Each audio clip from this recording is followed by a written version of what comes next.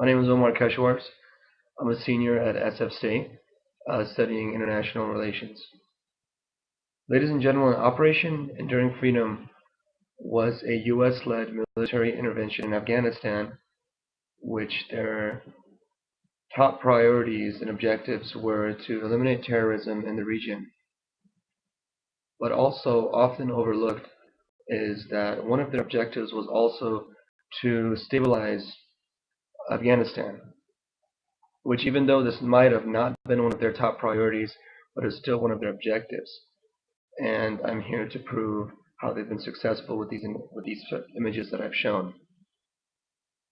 Just a couple things, a couple key concepts when I see these images.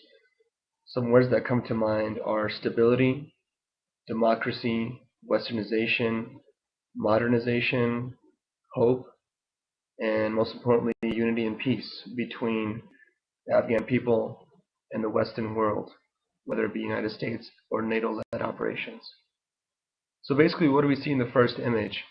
We see a soldier, a man, white, Caucasian perhaps, and we see, obviously they're outside.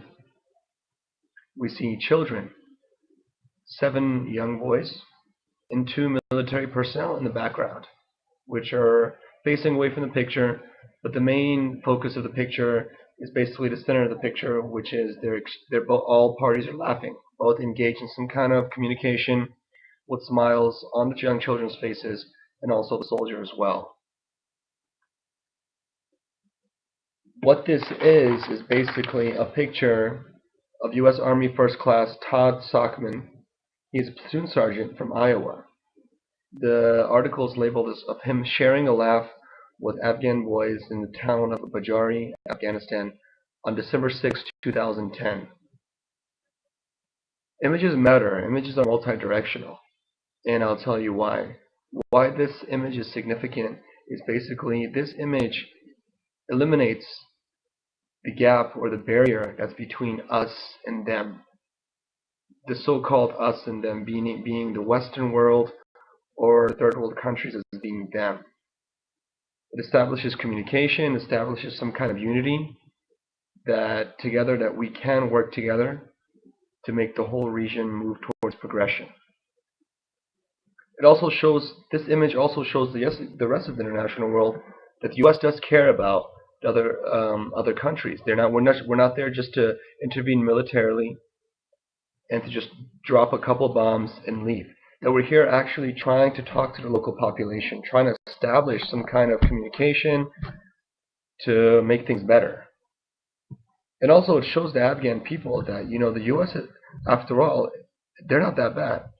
They're here to actually take their time and actually talk to us.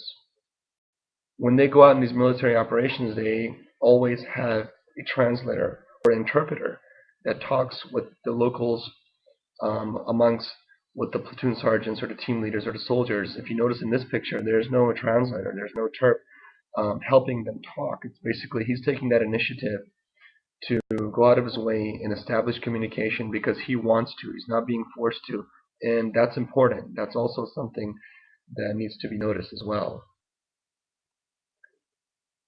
So what's going on is they're building a better communication to better their lives instead of them not having anything to look forward to. Perhaps they can help them establish schools, hand them books and pens, healthcare, something that benefits the whole community and society as a whole. So if we take a look at the next photo, you'll see it's basically of 3 Afghan women shown after proudly voting in the parliament elections in 2010. This photo is actually by Courtney Body, and they've actually dipped their fingers in ink and they're just showing it to the camera, showing that this is proof that we voted. This is significant because without US-led intervention, democracy in Afghanistan, voting rights could not be possible.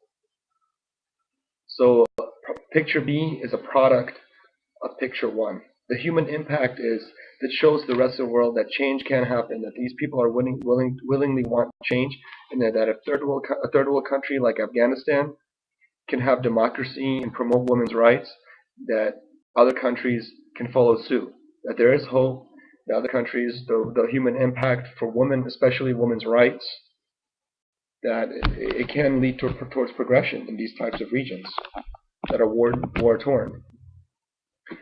And I want to end on a note that I strongly believe that little steps towards progression are a lot better than no steps towards progression. Thank you.